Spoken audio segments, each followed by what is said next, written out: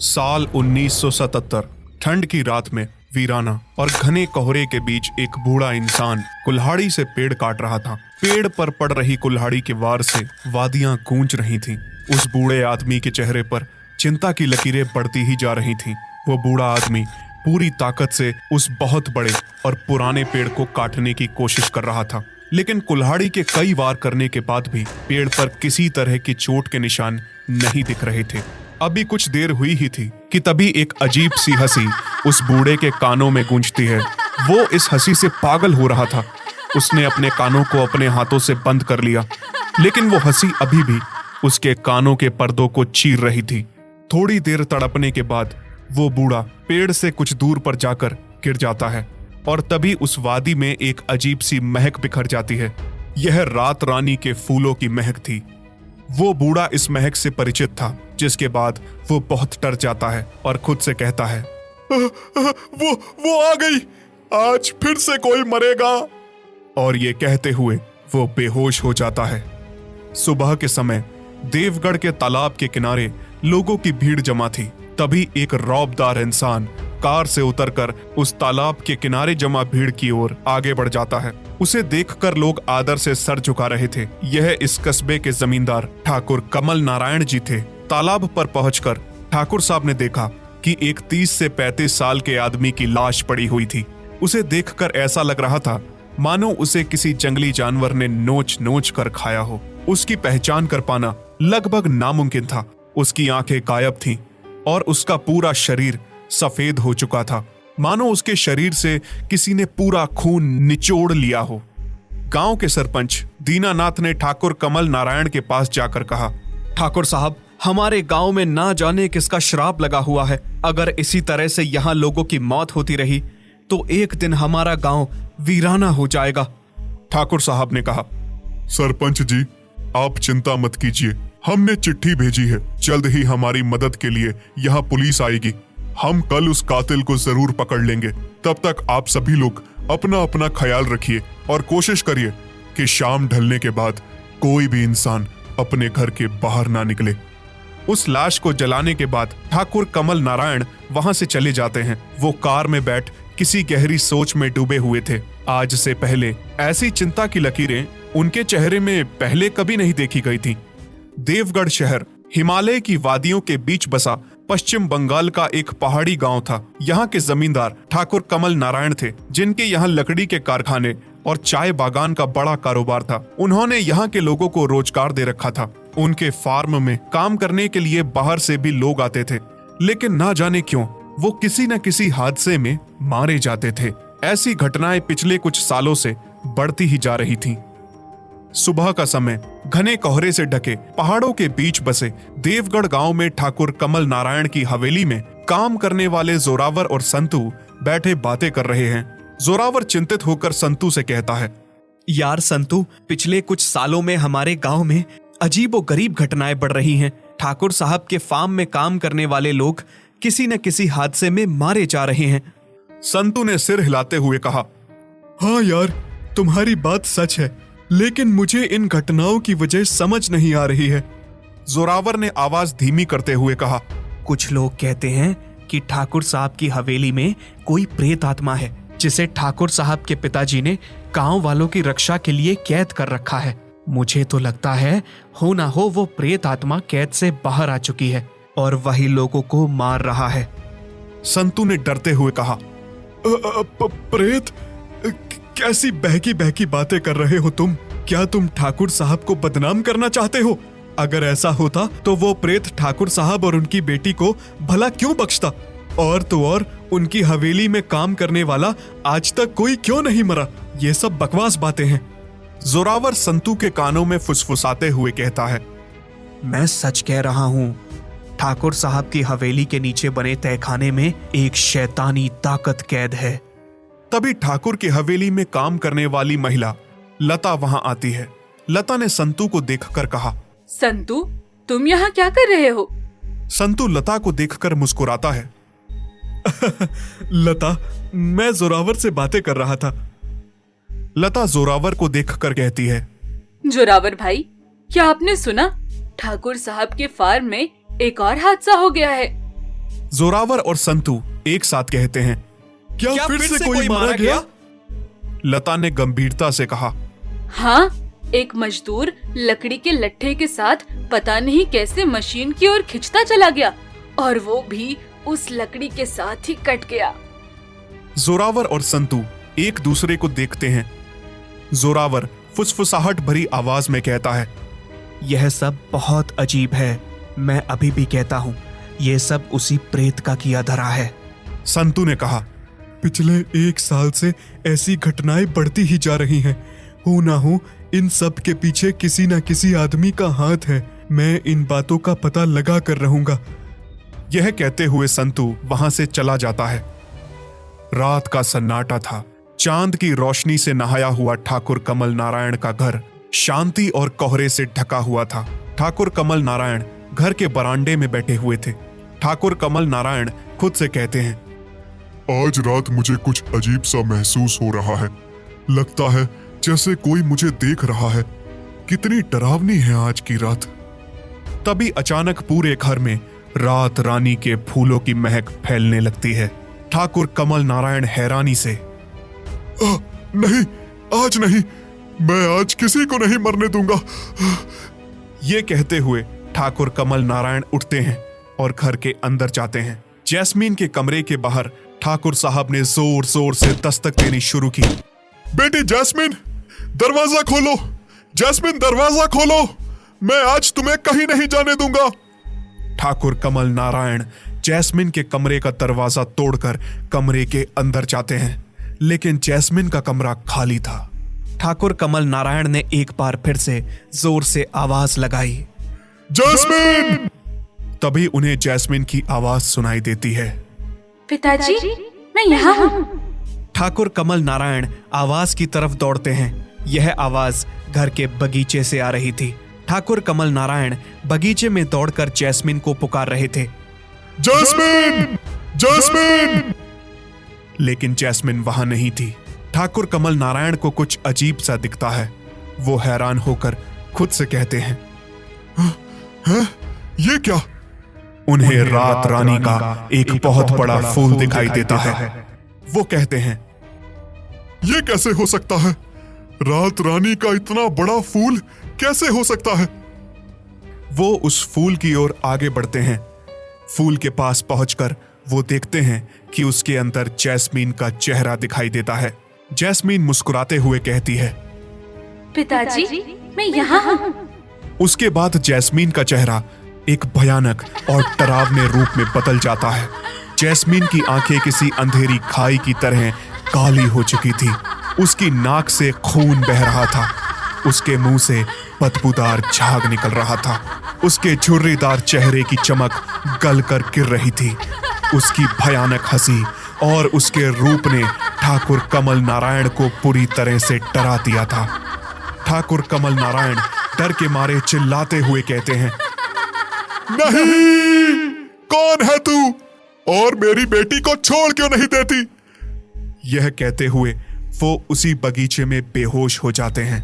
कुछ देर बाद ठाकुर हताश होकर अपने घर के अंदर लौट आते हैं और अपने पिता की तस्वीर से बातें करते हुए कहते हैं, पिताजी, ये कौन सा श्राप है जिसने हमारे पूरे वंश को निगल लिया है? पहले आप ना जाने अचानक कहाँ चले गए, फिर मेरा छोटा भाई भी इस दुनिया को छोड़कर चला गया। अब इस शैतान ने मेरी बेटी को भी अपने वश में कर लिया है। मैं कैसे अपनी बेटी को बचाऊं? मैं क्या करूं? यह कहते हुए वो तस्वीर के सामने रोने लगते हैं। बंगाल का पुलिस हेडक्वार्टर। इंस्पेक्टर अभय से पुलिस कमिश्नर वासु चटर्जी कहते हैं, देखो अभय, तुम मेरे सबसे फेवरेट कॉप हो। मैंने नोटिस किया है कि तुमने कई महीनों से नक्सलियों की कमर तोड़ने के जुनून में आराम तक नहीं किया है।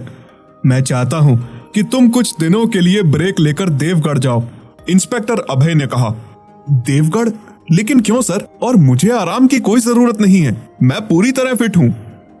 कमिश्नर चटर्जी ने कहा, देखो अभय, देवगढ़ टी स्टेट के ओनर ठाकुर कमल नारायण मेरे बहुत पुराने मित्र हैं।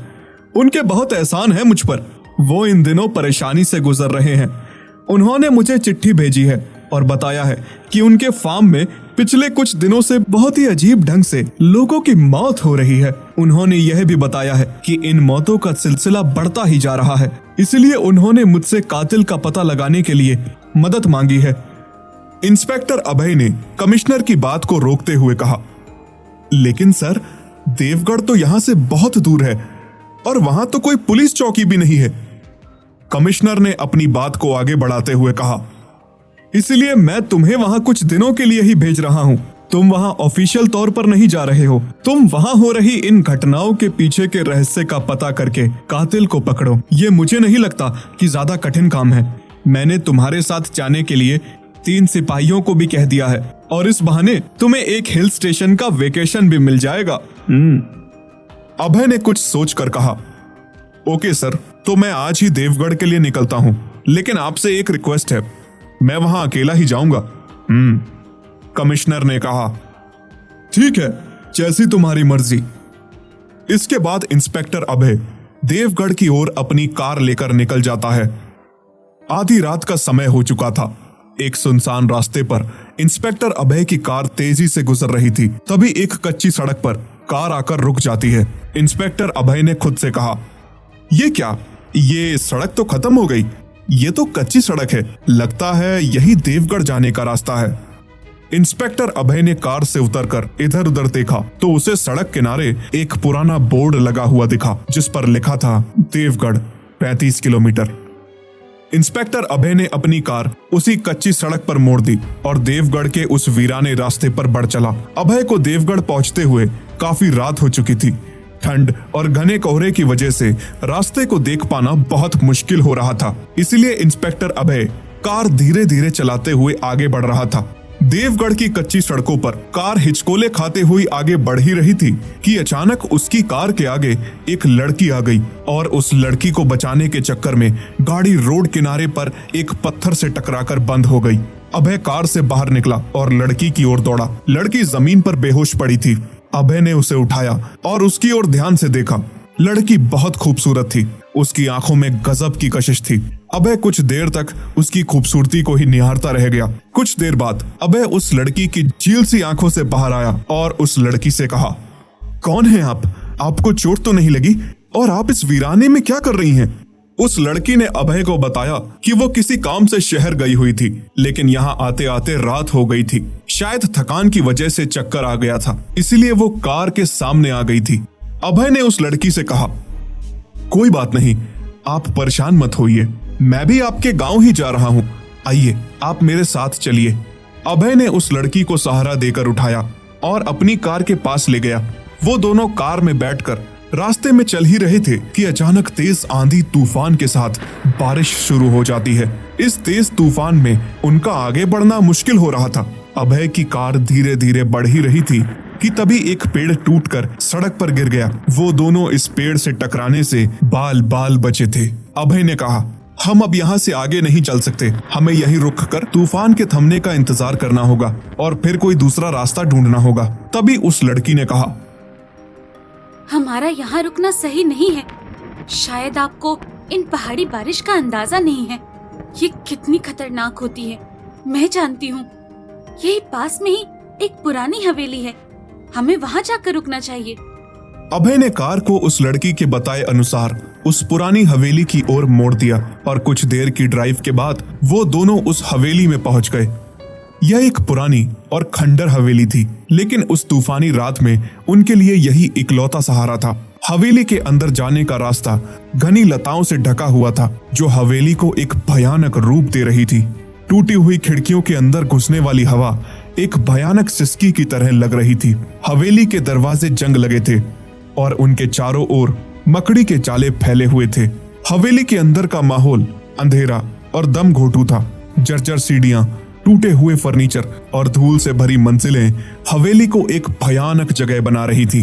हवेली के अंदर अभय ने उस लड़की से पूछा, आपने अपना नाम नहीं बताया? लड़की ने एक मादक मुस्कान बिखेरते हुए कहा, मेरा नाम जैस्मिन है। अभय ने कहा, जैस्मिन बहुत ही प्यारा नाम है, जैसे आपका नाम है वैसे ही आपकी महक है। जैस्मिन को ठंड लग रही थी। अभय ने आग लगाई वो दोनों आग के पास बैठ गए। जैस्मिन के कपड़े गीले थे। जैस्मिन अपने बदन को अपने हाथों से छुपाने की कोशिश कर रही थी। अभय जैस्मिन की खूबसूरती में खोता जा रहा था। एकाएक अभय ने जैस्मिन को अपनी ओर खींच लिया और उसे अपनी बाहों में भर लिया। जैस्मिन ने समझ न आने वाली भाषा में कुछ बुदबुदाया। उसके बाद अभय जैस्मिन के सम्मोहन में खोता चला गया। जैस्मिन की ठंडी त्वचा अभय के स्पर्श से थरथरा रही थी। अभय ने जैस्मिन के चेहरे को अपनी हाथों में लिया और उसकी आंखों में देखा। जैस्मिन भी बड़ी ही मदहोशी से अभय को देख रही थी। अभय ने धीरे से जैस्मिन के हाथों पर चुंबन किया। जैस्मिन ने अपनी आंखें बंद कर ली और अभय के स्पर्श का आनंद लिया और उसके शरीर की गर्माहट में खो गई। अभय ने जैस्मिन के होठों को चूमा और उसे अपने कंधे पर उठाकर बिस्तर पर ले गया। कुछ देर के बाद अभय की नींद खुली। जैस्मिन बिस्तर पर लेटी थी। उसके चेहरे को उसके लंबे काले बालों ने ढक रखा था। अभय ने जैस्मिन के चेहरे से बाल हटाए तो डर के मारे उसकी आंखें फटी रह गईं। अभय जिस खूबसूरत चेहरे को देख रहा था वो अब एक डरावना रूप ले चुका था। अभय ने अपनी पिस्तौल देखी, वो दूर रखी हुई थी। वो उसे लेने के लिए बिस्तर से उठा, लेकिन वो पूरी ताकत लगाने के बाद भी बिस्तर से उठ नहीं पा रहा था। उसे जैस्मिन ने पकड़ रखा था। बड़ी ही अजीब आवाज में जैस्मिन की हंसी उस हवेली में गूंजने लगी थी। जैस्मिन ने अभय के शरीर में अपने बड़े बड़े नाखूनों से कई बार वार कर उसे घायल कर दिया था। चोट लगने की वजह से अभय का शरीर पैरालाइज हो चुका था। वो मकड़ी के जाल में फंसे किसी पतंगे की तरह केवल तड़प रहा था। जैस्मिन अपने दो मुंहे सांप नुमा जीभ निकालकर लपलपाती हुई अभय की छाती पर बैठ गई। इस समय जैस्मिन बहुत डरावनी लग रही थी। उसने अभय को अपनी नुकीले गंदे दांतों से कुछ जगह काट दिया और उसका पूरा खून पी लिया। रात 3 बजे जैस्मिन दौड़ते हुए अपने घर में घुसती है। ठाकुर कमल नारायण की आंखों में नींद नहीं थी। वो जैस्मिन के इंतजार में बैठे हुए थे। कमल नारायण ने देखा जैस्मिन का चेहरा पूरी तरह से खून से सना हुआ था। उन्होंने जैस्मिन को आवाज देकर रोका, लेकिन जैस्मिन ने जैसे ही पलटकर उनकी ओर देखा, वो उसका भयानक रूप देखकर बहुत डर गए और कुछ बोल न सके। जैस्मिन ने अपने कमरे का दरवाजा बंद कर लिया। ठाकुर कमल नारायण जान चुके थे कि आज फिर जैस्मिन ने किसी को मार डाला है, लेकिन वो चाहकर भी ये सब किसी को बता नहीं सकते थे, क्योंकि वो अपनी बेटी को बचाना चाहते थे। उन्हें पता था कि उनकी बेटी जैस्मिन के शरीर में कई शैतान हैं। काफी प्रयास करने के बावजूद भी इस शैतान को उनकी बेटी से अलग नहीं किया जा सकता था। कुछ गांव वालों की भीड़ तालाब किनारे लगी हुई थी। तभी किसी ने आवाज लगाई, हरिया, ओ हरिया, सुनो, इधर आओ, देखो क्या हो गया है, जल्दी आओ। यह बिरजू की आवाज थी, जो लोगों को तालाब के पास बुला रहा था। गांव के कुछ लोगों में से किसी ने कहा, अरे वहां देखो, बिरजू ना जाने क्यों चीख रहा है, जरूर कोई बात है, चलो चलकर देखते हैं। जब गांव वालों ने तालाब के पास जाकर देखा तो वो सभी दंग रह गए। आज फिर एक लाश तालाब के पास मिली थी। भीड़ लाश के पास खड़ी ही थी कि तभी अचानक उन्हें एक बूढ़ा आदमी झाड़ियों के पीछे छिपा हुआ दिखाई देता है। उस बूढ़े को उन लोगों से छिपते हुए एक आदमी ने देख लिया और कहा, बिरजू, ये देखो, यहाँ कोई है और वो हमारी नजरों से बचने के लिए इन झाड़ियों में छिप रहा है। हो सकता है इसी ने लोगों को मारा हो। सभी गांव वाले उस बूढ़े को दौड़ा लेते हैं। कुछ देर पीछा करने के बाद ही वो सभी उस बूढ़े को पकड़ लेते हैं। बिरजू ने उस बूढ़े को झकझोरते हुए कहा, बता, कौन है तू और तू हम लोगों से छुप क्यों रहा था? वो बूढ़ा अपने बचाव में कुछ बोल रहा था, लेकिन उसकी भाषा किसी की समझ में नहीं आ रही थी। तभी वहां ठाकुर कमल नारायण पहुंच जाते हैं और उस बूढ़े को गांव वालों से बचाते हुए कहते हैं, तुम हमें बताओ, कौन हो तुम और यहाँ क्या कर रहे हो? वो बूढ़ा इंसान ठाकुर कमल नारायण को बड़ी ही अजीब निगाहों से देखता रह जाता है। वो शायद कमल नारायण को जानता था, लेकिन उसे कुछ याद नहीं आ रहा था। ठाकुर के कई बार पूछने के बाद उसने एक बार फिर बहुत जल्दबाजी में बताना शुरू किया, लेकिन उसकी बातें किसी के पल्ले ही नहीं पड़ रही थी। उसकी बातें सुनकर ठाकुर कमल नारायण बहुत हैरान थे। कमल नारायण को यह भाषा सुनी हुई लग रही थी। उन्होंने जैस्मिन के मुंह से भी इसी तरह की भाषा सुन रखी थी। कमल नारायण को समझ आ चुका था कि इस बूढ़े का संबंध जैस्मिन के शरीर में समाये हुए एक प्रेत से जरूर है। उन्होंने बूढ़े को मारने से रोका और उसे अपने साथ अपनी हवेली लेकर आ गए, लेकिन वो बूढ़ा उनकी हवेली में जाने को तैयार ही नहीं था। बहुत मशक्कत करने के बाद ही उसे घर के अंदर लाया जा सका, लेकिन रात में ही वो हवेली से भाग गया और एक बार फिर उसी पेड़ को काटने की कोशिश करने लगा। रात में ही कमल नारायण और गांव वालों ने उस बूढ़े की खोज की, लेकिन वो उन्हें कहीं दिखाई नहीं दिया। गांव वालों ने कहा, ठाकुर साहब, अब तो ये यकीन हो गया है कि वो बूढ़ा इन सभी हत्याओं का जिम्मेदार है। अगर आपने नहीं रोका होता तो हम उसे मारकर अपने गांव के लोगों की जिंदगी बचा लेते। ठाकुर कमल नारायण चुपचाप गांव वालों की बातों को सुन रहे थे। उन्हें पता था कि इन हत्याओं का असली जिम्मेदार कौन है, लेकिन वो बूढ़े को खोजना चाहते थे। उन्हें यकीन था कि उसका जैस्मिन से कोई न कोई ताल्लुक जरूर है। सुबह के 8 बजे ठाकुर कमल नारायण का भतीजा जो शहर में रहता था, वो ठाकुर को बिना बताए ही घर आ जाता है। आदित्य ने ठाकुर कमल नारायण से कहा, ताऊ जी, मैं आ गया। ठाकुर कमल नारायण आदित्य को देखकर बहुत खुश हो जाते हैं और उसे गले से लगाते हुए कहते हैं, मेरे बच्चे, तुम कितने बड़े हो गए, लेकिन तुम यहाँ अचानक क्यों आ गए? मुझे बता दिया होता, मैं तुमसे मिलने के लिए आ जाता। तुम्हें यहाँ नहीं आना चाहिए था। आदित्य ने कहा, ताऊ जी, क्या मैं आपसे मिलने घर भी नहीं आ सकता? अब मैं कुछ दिनों तक आपके साथ यहीं रहूंगा। मैंने इस बार लंबी छुट्टी ली है। आदित्य एक डॉक्टर था जो शहर में अपनी माँ के साथ रहता था। आदित्य ठाकुर कमल नारायण के भाई का बेटा था, जिसकी काफी समय पहले ही मौत हो चुकी थी। ठाकुर ने आदित्य को अपने से दूर जानबूझकर रखा था। वो नहीं चाहते थे कि उसकी जिंदगी को कोई खतरा हो। कमल नारायण चाहकर भी आदित्य को मना नहीं कर सके और बुझे मन के साथ उसे अंदर आने के लिए कहा। कमल नारायण ने कहा, ठीक है बेटा, अपना सामान ले आओ। आदित्य ने पूछा, ताऊ जी, जैस्मिन दीदी दिखाई नहीं दे रही, वो कहाँ है? ठाकुर कमल नारायण ने हिचकिचाते हुए कहा, उसकी तबीयत ठीक नहीं है। वो अपने कमरे में आराम कर रही है।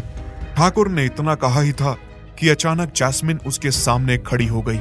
उसकी आंखों में अजीब सी खामोशी थी और चेहरे के भाव बिल्कुल शून्य थे। जैस्मिन को देखकर आदित्य ने कहा, अरे जैस्मिन दीदी, आप?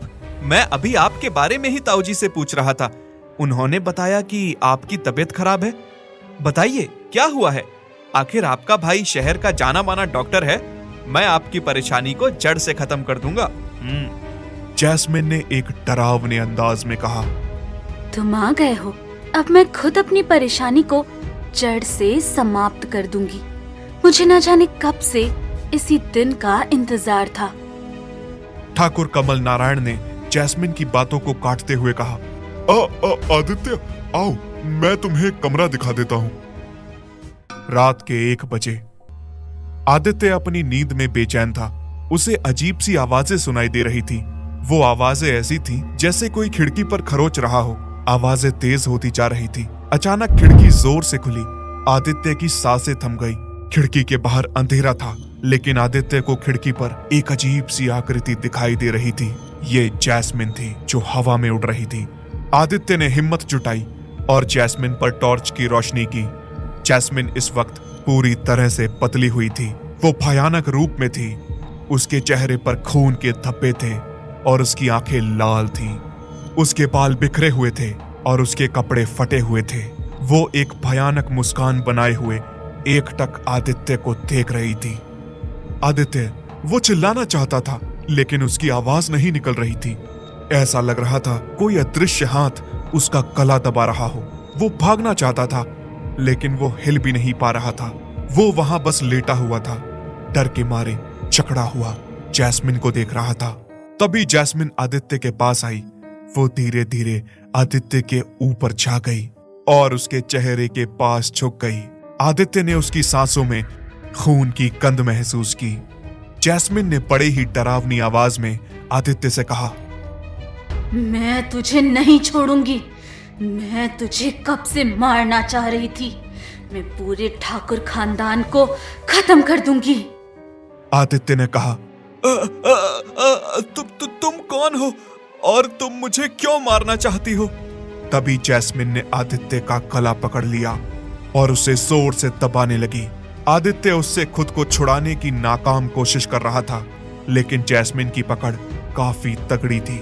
आदित्य की सांसें लगभग थम ही चुकी थी कि तभी खिड़की के बाहर धुआं उठने लगा। उठते हुए धुएं के साथ जैस्मिन की पकड़ ढीली होती जा रही थी और बहुत ही तेज और भयानक आवाज के साथ अचानक जैस्मिन कहीं गायब हो जाती है। आदित्य घबराया हुआ उठा और दौड़कर खिड़की के पास गया।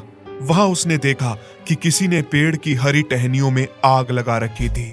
उन्हीं हरी टहनियों से एक धुआं उठ रहा था। आदित्य कमरे के बाहर आता है और सीधे ठाकुर कमल नारायण के कमरे में दस्तक देता है। आदित्य जोर से चीखा, ताऊ जी, दरवाजा खोलिए, जल्दी करिए, दरवाजा खोलिए। ठाकुर कमल नारायण ने दरवाजा खोला। उन्होंने देखा कि आदित्य काफी घबराया हुआ था। वो आदित्य से कुछ पूछ पाते उससे पहले ही आदित्य ने कहा, ताऊ जी, जैस्मिन दीदी, आप मेरे साथ चलिए। आदित्य ताऊ को खींचकर जैस्मिन के कमरे में ले गया। जैस्मिन अपने कमरे में नहीं थी। आदित्य ने कहा, ताऊ जी, मैं सच कह रहा हूँ, जैस्मिन ही थी, लेकिन उसकी शक्ल पूरी तरह से बदली हुई थी और उसने मेरा गला दबाकर मारने की कोशिश भी की थी। आदित्य घबराया हुआ लगातार पड़पड़ाता जा रहा था कि तभी बाथरूम से जैस्मिन बाहर आती है और कहती है, पापा, आदित्य, तुम, आप लोग यहाँ क्या कर रहे हैं? कोई बात है क्या?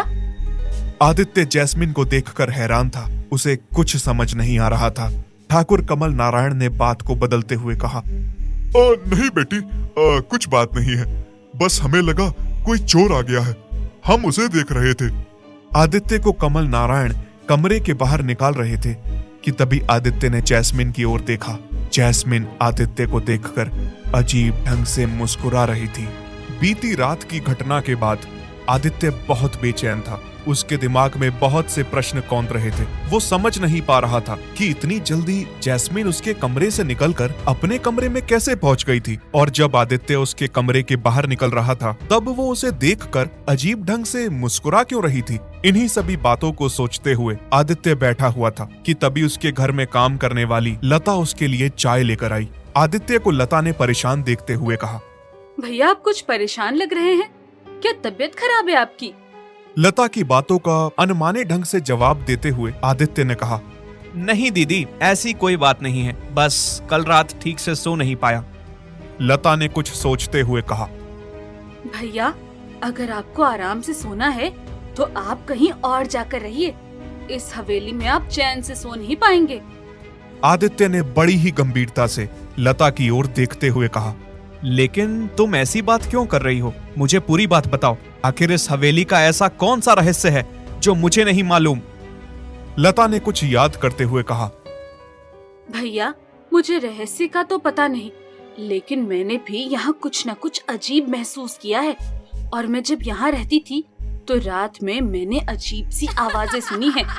एक रात किसी चुड़ैल ने तो मेरा गला ही दबा दिया था, लेकिन किसी ने मेरी बातों का विश्वास नहीं किया, इसलिए अब मैं रात में यहाँ नहीं रुकती। आदित्य ने लता से पूछा, दीदी, तो क्या आपने ताऊजी से इस बारे में जिक्र नहीं किया था? लता कुछ बोल पाती उससे पहले ठाकुर कमल नारायण वहां पहुंच जाते हैं और लता को देखते हुए कहते हैं, अरे लता, तू अभी चाय लेकर घूम रही है? आदित्य को भूख लगी होगी, जाकर नाश्ते का इंतजाम कर। और हाँ, आज नाश्ता आदित्य की पसंद का ही बनाना। लता वहां से चली जाती है। ठाकुर कमल नारायण ने आदित्य से कहा, आदित्य बेटा, तुम परेशान लग रहे हो, क्या बात है? आदित्य ने कमल नारायण से कहा, ताऊजी, कल रात जो कुछ भी हुआ वो वहम नहीं था। ठाकुर कमल नारायण ने आदित्य से कहा, आदित्य, तुम आओ मेरे साथ। ये कहते हुए आदित्य और कमल नारायण दोनों एक पुराने और बंद कमरे की ओर बढ़ते जाते हैं। आदित्य ने ठाकुर को टोकते हुए कहा, ताऊजी, ये तो दादाजी का कमरा है। ठाकुर ने कहा, हाँ आदित्य, ये तुम्हारे दादाजी का कमरा है। जब तुम्हारे पिता और तुम सब शहर में रह रहे थे, तब एक रात अचानक पिताजी को ना जाने क्या हो गया। वो सांस नहीं ले पा रहे थे और कुछ ही देर में उनकी मौत हो गई। उनकी मौत के कुछ दिनों बाद ही तुम्हारे पिताजी भी अचानक ना जाने कहाँ गायब हो गए। उनकी भी आज तक कोई जानकारी नहीं मिली। तब से बेटा, हमारी हवेली को ना जाने किसकी नजर लग गई है। यहाँ अजीबोगरीब घटनाएं हो रही हैं। मैंने इसलिए तुमसे कहा था कि तुम यहाँ मत आओ। बेटा, मेरी बात मानो, यहाँ से चले जाओ। ये जगह तुम्हारे लिए सेफ नहीं है। ये कहते हुए ठाकुर साहब बड़ी ही घबराहट में वहां से चले जाते हैं। आदित्य की नजर जैस्मिन के कमरे की खिड़की पर पड़ती है, जहां से जैस्मिन उन दोनों को घूर रही थी। आदित्य को ना जाने क्यों ऐसा लग रहा था कि उसके ताऊजी ने उसे पूरी बात नहीं बताई है और वो उससे कुछ न कुछ छुपा रहे हैं। आदित्य ने मन ही मन फैसला किया था कि अब वो यहाँ हो रही घटनाओं के कारण का पता लगाए बिना नहीं जाएगा। रात का समय हो चुका था। सभी खाना खाकर सोने के लिए अपने अपने कमरों में जा चुके थे, लेकिन आदित्य की आंखों में नींद नहीं थी। वो तो इस हवेली के रहस्य का पता लगाना चाह रहा था। देर रात आदित्य की कब आंख लग गई उसे पता ही नहीं चला। रात करीब 1 बजे पूरी हवेली रात रानी के फूलों की महक से महक उठी। महक बाहर लॉन से आ रही थी। उस महक ने आदित्य को अपनी ओर खींचना शुरू किया। आदित्य उस महक का पीछा करता हुआ हवेली से बाहर जा चुका था। रात काफी सर्द थी। चारों ओर कोहरा और धुंध छाई हुई थी। आदित्य बगीचे से होते हुए घने जंगलों की ओर बढ़ता जा रहा था कि तभी उसे एक पेड़ के पास एक सुंदर सी लड़की खड़ी हुई दिखती है, लेकिन उसका चेहरा पेड़ की ओर था। आदित्य ने मन ही मन सोचा, इस वीराने में एक अकेली लड़की क्या कर रही है? पास जाकर पूछता हूँ। आदित्य जैसे जैसे उस लड़की के पास जाता जा रहा था, उसे कुछ अजीब सी आवाजें सुनाई दे रही थी। वो कुछ ऐसे बड़बड़ा रही थी मानो वो कोई मंत्र पढ़ रही हो। आदित्य ने डरते हुए उस लड़की से कहा, सुनिए, आप कौन हैं और यहाँ क्या कर रही हैं? उस लड़की ने आदित्य की बातों का कोई जवाब नहीं दिया और अपने मंत्रों की गति को और अधिक बढ़ा लिया। आदित्य ने उसे फिर टोकते हुए कहा, सुनिए, आप कौन हैं और आप इस वीराने में क्या कर रही हैं? अगर आप किसी तकलीफ में हैं तो मुझे बताइए, मैं आपकी मदद करूंगा। उस लड़की ने आदित्य की ओर मुड़ना शुरू किया, लेकिन ये क्या, उस लड़की की केवल गर्दन ही घूम रही थी और अपने पीछे लड़की ने पूरी गर्दन घुमा दी। और आदित्य ने देखा कि ये वही शैतान थी जो कल रात उसकी जान लेना चाह रही थी। उस शैतान का भयानक चेहरा देखकर आदित्य की सांसें भारी होने लगी। वो अपने लड़खड़ाते हुए कदमों से पीछे हट रहा था। तभी जंगल में तेज हवा चलने लगी। हवा के शोर और पत्तों की सरसराहट के साथ उस शैतान की बहुत ही डरावनी हंसी जंगल में गूंज रही थी। आदित्य डरकर एक पेड़ के पीछे छुप जाता है। उसने अपने मुंह को अपने हाथों में दबा रखा था। तभी उस शैतान के भद्दे और नुकीले नाखून पेड़ की छाल को खुरचने लगते हैं। आदित्य समझ चुका था कि उसका आज बच पाना मुश्किल है। आदित्य ने शैतान की छाती पर अपनी एक जोरदार लात मारी। शैतान थोड़ा लड़खड़ाया। आदित्य ने देखा कि उस शैतान का भयानक चेहरा और उसकी लाल आंखें उसको जान से मारने के लिए बेताब हो रही थीं। आदित्य वहां से भागना चाह रहा था, लेकिन तभी उस शैतान ने आदित्य को पकड़ लिया। आदित्य उस शैतान की पकड़ से छूटना चाह रहा था, लेकिन लाख कोशिश करने के बावजूद वो उसकी पकड़ को छुड़ा नहीं पा रहा था। आदित्य की सांसें थम रही थी। उसकी आंखों के सामने अंधेरा छा चुका था। उसकी मौत लगभग उसकी आंखों के सामने दिख रही थी कि तभी वहां चारों ओर धुआं छाने लगा। आदित्य इस धुएं की गंध को जानता था। जैसे जैसे धुआं तेज हो रहा था, शैतान की चीख भी तेज होती जा रही थी। वो उस धुएं की गंध से छटपटाने लगा और आदित्य को छोड़कर इधर उधर तेज आवाज के साथ चीखने लगा। तभी आदित्य ने देखा कि वहीं पास में ही किसी ने पेड़ के पत्तों का ढेर रखकर उसमें आग लगा दी थी। आदित्य के सामने से वो शैतान जंगल में कहीं गुम हो चुका था और पत्तों का धुआं अब आग का रूप ले चुका था। आदित्य इधर उधर देखते हुए सोचने लगा, हाँ, इन पत्तों में आग तो खुद से लग नहीं सकती। तो कोई ना कोई है जो उस शैतान की कमजोरी को जानता है और मेरी जान बचा रहा है। लेकिन कौन है वो और मुझे बचाना क्यों चाह रहा है? आदित्य ये सोचता हुआ वहां से निकल ही रहा था कि तभी एक परछाई पर उसकी नजर पड़ी। पेड़ के पीछे से कोई छुपकर आदित्य को देख रहा था। आदित्य की वजह से यह परछाई बन रही थी। आदित्य ने पलक झपकते ही पेड़ के पीछे छुपे आदमी को दबोच लिया। आदित्य ने देखा कि वो एक 80-90 साल का बूढ़ा आदमी था। आदित्य ने उसे पकड़कर पूछा, कौन हो तुम और तुम यहाँ क्या कर रहे हो? आदित्य को देखकर बूढ़ा डर चुका था और वो बिना पलक झपकाए आदित्य को एकटक देखे जा रहा था। आदित्य को लगा उस बूढ़े को उसकी भाषा समझ नहीं आ रही, इसलिए आदित्य ने उस बूढ़े से इशारों में पूछा, लेकिन उसने आदित्य की बातों का कोई जवाब नहीं दिया। इसी दौरान आदित्य की शर्ट से उसका लॉकेट बाहर आ गया। उस बूढ़े के शरीर में ना जाने अजीब सी ताकत कहां से आ गई। उसने आदित्य के लॉकेट को पकड़ते हुए कहा, आदित्य बेटा तुम। आदित्य बूढ़े इंसान की बात सुनकर हैरान रह गया। अभी कुछ देर तक जिस बूढ़े के मुंह से एक शब्द नहीं निकल रहा था, वो अचानक उसका नाम कैसे पुकार रहा था, और आखिर उसके गले में पड़े लॉकेट को देखकर उस बूढ़े को आदित्य का नाम कैसे पता चला। आदित्य ने बूढ़े से पूछा, आप कौन हैं और आपको मेरा नाम कैसे मालूम? उस बूढ़े की आंखों में आंसू थे। उसने आदित्य को गले लगाते हुए उससे कहा, आदित्य बेटा मैं तुम्हारा पिता हूँ। आदित्य उस बूढ़े की बात सुनकर गुस्सा हो गया और गुस्से में कहा, क्या बक रहे हो तुम मेरे पिता कैसे हो सकते हो? झूठ बोलने से पहले अपनी उम्र तो देख लेते। आज अगर मेरे दादाजी भी जिंदा होते ना, तो वो भी तुमसे जवान होते। तुमने मेरी जान बचाई है, इसलिए मैं तुम्हें इस घटिया मजाक के लिए माफ कर रहा हूँ, वरना इतने बेहुदा मजाक के लिए मैं तुम्हारा मुंह तोड़ देता। ये कहते हुए आदित्य वहां से जाने लगता है। उस बूढ़े ने आदित्य को रोकना चाहा और आदित्य को आवाज देते हुए कहा, आदित्य बेटा मेरी बात सुनो, मैं सच कह रहा हूँ, एक बार मेरी पूरी बात तो सुन लो। लेकिन आदित्य उस जगह एक पल नहीं ठहरना चाह रहा था। वो तेजी से जा रहा था। तभी उस बूढ़े ने कहा, आदित्य बेटा तुम्हारी माँ का नाम शांति है और तुम्हारा एक पैर बचपन में टूट गया था। बूढ़े की इस बात ने आदित्य को रुकने पर मजबूर कर दिया। वो बूढ़ा पूरी जान लगाकर भागता हुआ आदित्य के पास पहुंचा और कहा, बेटा मैं सच कह रहा हूँ, मैं तुम्हारा पिता ठाकुर अखंड नारायण हूँ। आदित्य अब पूरी तरह हैरान हो चुका था। उसने कहा, पिताजी अगर आप हैं तो आपकी ये हालत कैसे हो गई और आप इतने बूढ़े कैसे हो गए? बेटा ये सब उस शैतान सालका की आत्मा ने किया है। आदित्य ने परेशान होकर पूछा, पिताजी ये सालका कौन है?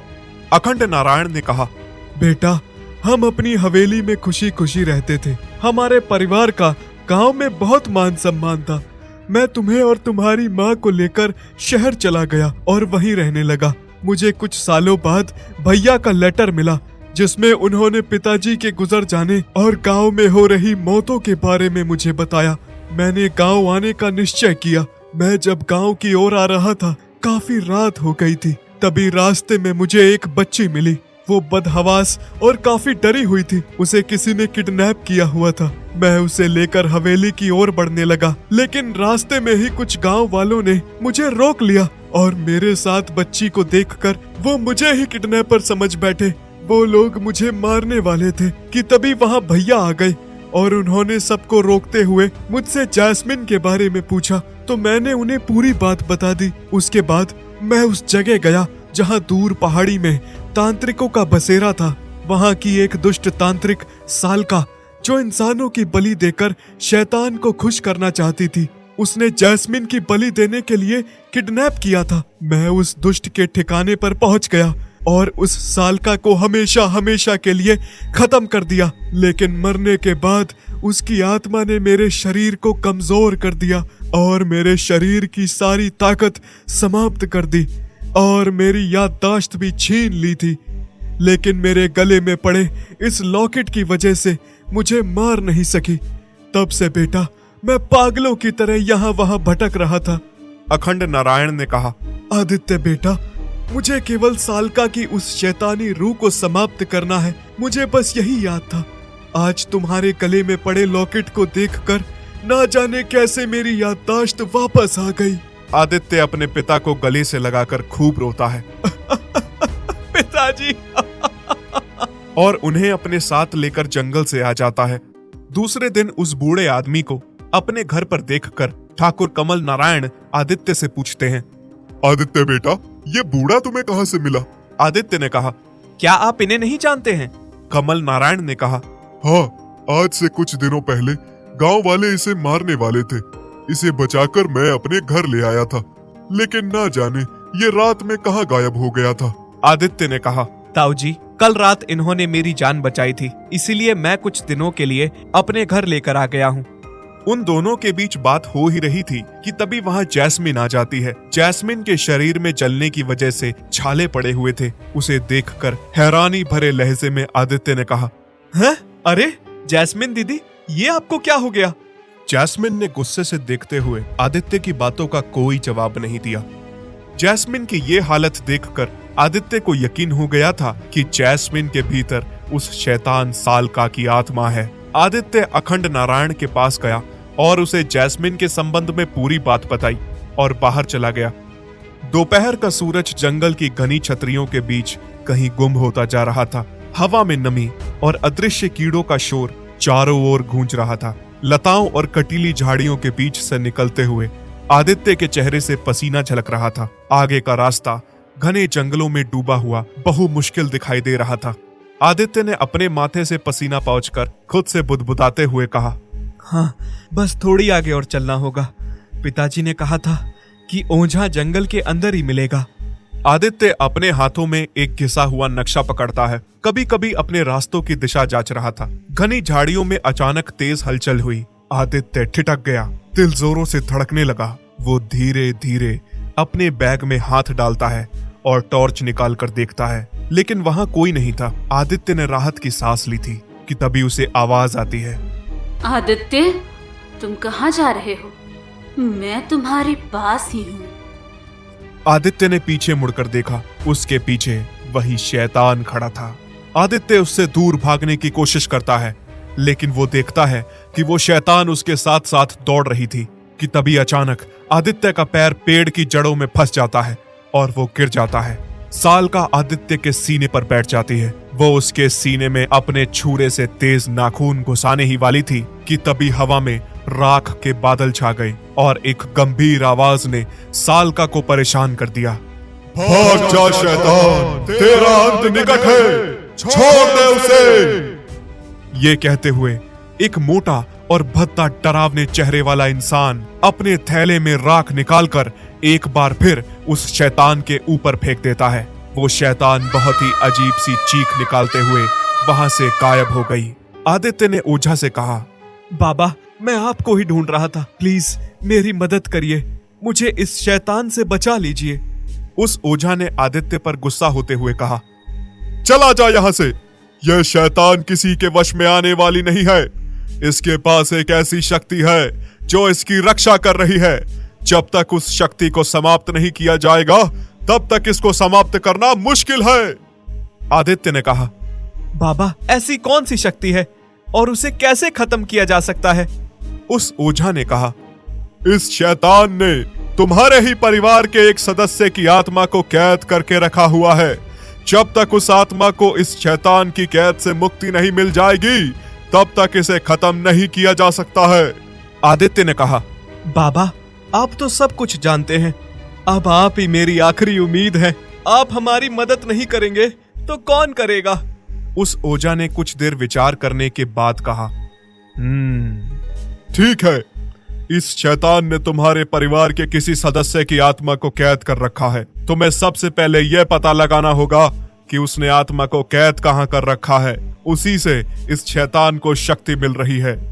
आदित्य ने कहा, लेकिन बाबा, हमें कैसे पता चलेगा कि उस शैतान ने आत्मा को कहां कैद कर रखा है? ओझा ने कहा, बेटा, कल अमावस की रात है। यह शैतान एक ना एक बार उस आत्मा के पास जरूर जाएगी। बस तुम्हें उसका पीछा करना है। अब वही अपनी मौत का रास्ता दिखाएगी। आदित्य को ओझा ने एक माला पहनाई और कहा, जब तक ये माला तुम्हारे गले में है यह शैतान तुम्हारा कुछ नहीं बिगाड़ सकता।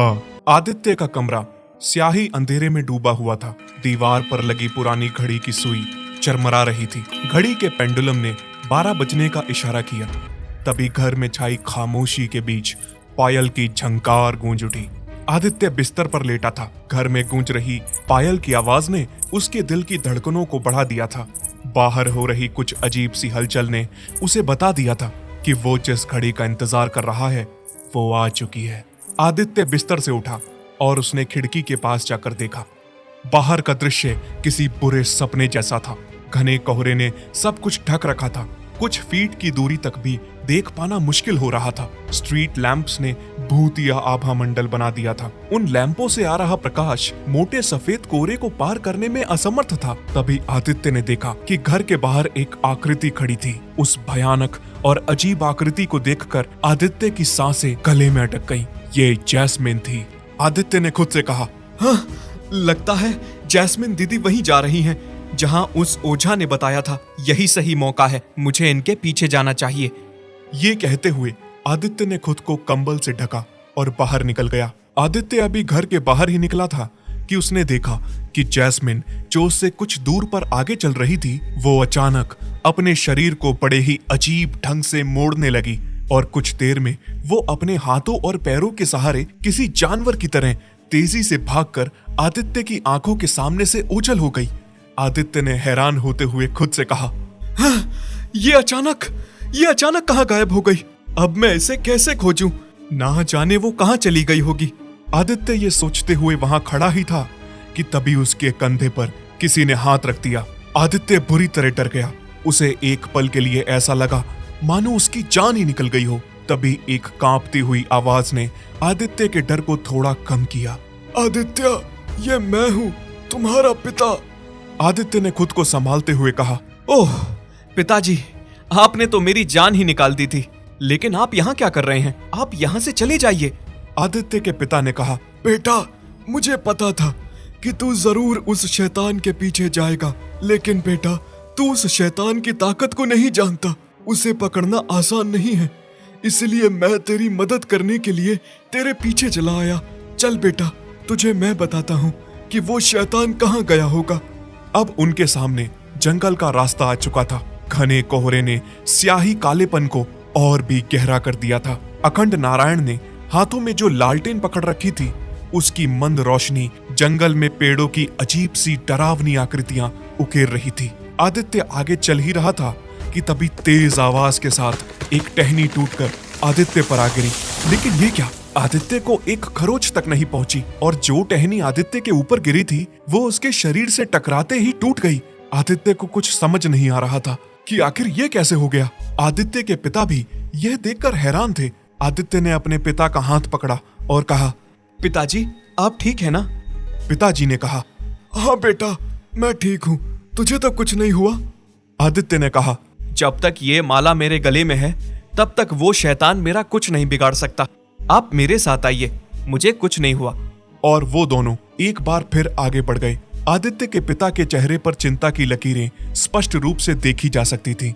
आदित्य से रहा नहीं गया। उसने अपने पिताजी से पूछा, पिताजी, आप कुछ परेशान लग रहे हैं, क्या बात है? अखंड नारायण ने कहा, बेटा, मैं महसूस कर सकता हूँ कि वो शैतान हमारे आसपास ही है। अब हमें यहाँ से संभल कर आगे बढ़ना होगा। वो दोनों कुछ दूर आगे बढ़े थे कि अचानक आदित्य को ऐसा लगा मानो उसके पैरों तले जमीन खिसक गई हो और वो हवा में हो। पलक झपकते ही आदित्य ने खुद को हवा में उल्टा लटका हुआ पाया। आदित्य बड़े से बरगद के पेड़ की जड़ों में फंसकर उल्टा लटक रहा था।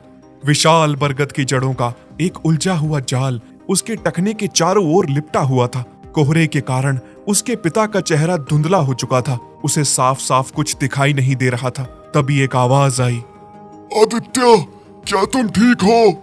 ये उसके साथ चल रहे उसके बूढ़े पिता की आवाज थी, लेकिन ये कुछ बदली हुई थी। तभी आदित्य ने देखा कि उसके सामने एक अनजान चेहरा घूम रहा है। इसका रूप किसी आम इंसान की तरह नहीं था। उसका चेहरा काफी डरावना था। अंधेरे में चलते अंगारों जैसी उसकी आंखें शरीर में सिहरन पैदा कर रही थी। आदित्य खुद को उन जड़ों से छुड़ाने के लिए जद्दोजहद कर रहा था। इसी बीच आदित्य के गले से माला निकल कर गिर गई। अब आदित्य के चेहरे के ठीक सामने साल का अपने भयानक रूप में होकर जोर जोर से हंस रही थी। उसने अपनी अजीब सी आवाज में कहा, तू ठाकुर खानदान का आखिरी वंशज है। तुझे क्या लगा मैं तेरी बहन को मारना चाहती हूँ? तुझे पता नहीं, तेरी बहन तो उसी दिन मर चुकी थी जब मैंने अपनी तंत्र सिद्धि के लिए उसकी बलि दे दी थी। लेकिन तेरे पिता ने मुझे मारकर मेरा शरीर तो मुझसे छीन लिया, लेकिन मेरी आत्मा अमर है। आज रात मैं तेरी बलि देकर तेरे शरीर का सारा खून चूस कर हमेशा हमेशा के लिए अमर हो जाऊंगी। ये कहते हुए सालका आदित्य के गले पर काटने ही वाली थी, तभी एक बार फिर उसके ऊपर राख का गुबार फैल गया। वो छटपटा उठी। आदित्य भी उसकी पकड़ से छूट गया। नीचे गिरते हुए उसने सबसे पहले अपनी माला उठाई। ये राख वहां पहले से मौजूद ओझा ने फेंकी थी। आदित्य ने देखा कि पेड़ के चारों ओर मशालें जल रही थी और राख के एक गोल घेरे के अंदर वो तीनों खड़े थे। गांव वालों के साथ आदित्य के पिता और ठाकुर कमल नारायण भी आ चुके थे। सालका गुस्से से चीख रही थी। वो उस घेरे से बाहर निकलना चाह रही थी, लेकिन जैसे ही वो कदम बढ़ाती, एक तेज आग की लौ उसे अपने कदमों को पीछे करने पर मजबूर कर देती। कुछ गांव वाले पेड़ के पास खुदाई कर रहे थे। खुदाई से एक ताबूत निकला जिसमें जैस्मिन का कंकाल था। ओझा ने कहा, जल्दी करो और उस कंकाल को आग लगा दो। मैं इसे ज्यादा देर तक रोक नहीं पाऊंगा। अगले ही पल सालका ने ओझा को उठाकर एक और फेंक दिया। ओझा घिसटता हुआ दूर जा गिरा। ओझा के गिरने की वजह से राख का घेरा टूट गया और वहां जल रही सभी मशालों की लौ एक एक करके बुझने लगी। अंधेरे ने एक बार फिर उस जंगल को अपनी आगोश में ले लिया। चारों ओर अजीब सी खामोशी थी। जैस्मिन के कंकाल को कई कोशिशों के बाद भी आग नहीं लगाई जा सकी। अब सालका का आतंक एक बार फिर शुरू हो चुका था। उसने एक एक करके गांव वालों को मारना शुरू कर दिया। आदित्य ने सालका को रोकना चाहा, लेकिन उसकी ताकत के सामने आदित्य कुछ नहीं कर पा रहा था। सालका से लड़ते हुए आदित्य बहुत बुरी तरह से घायल हो चुका था। आदित्य ने माचिस को ठाकुर कमल नारायण की ओर उछालते हुए कहा, ताऊ जी, उस कंकाल को जला दीजिए। ठाकुर कमल नारायण माचिस पकड़ पाते उससे पहले ही वो हवा में लटक चुके थे। उनकी गर्दन सालका के हाथों में थी। ये सब नजारा दूर खड़े अखंड नारायण देख रहे थे। आदित्य ने उनसे कहा, पिताजी, आप आग लगा दीजिए। अखंड नारायण ने अपने पास रखे पेट्रोल के गैलन को अपने ऊपर उड़ेल लिया और माचिस उठाने के लिए सालका के पास गए। वो माचिस उठाने के लिए नीचे झुके ही थे कि तभी सालका ने उनकी गर्दन को भी जकड़ लिया। अब दोनों भाइयों की गर्दन सालका के हाथों में थी। सालका ने हंसते हुए कहा, आज सारा ठाकुर खानदान मेरे हाथों एक साथ मरेगा। अखंड नारायण, तूने मुझे अमर होने से रोका था। देख, मैंने तेरा क्या हश्र किया है, लेकिन तेरी हिम्मत कम नहीं हुई। आज भी तू मुझे मारना चाहता है।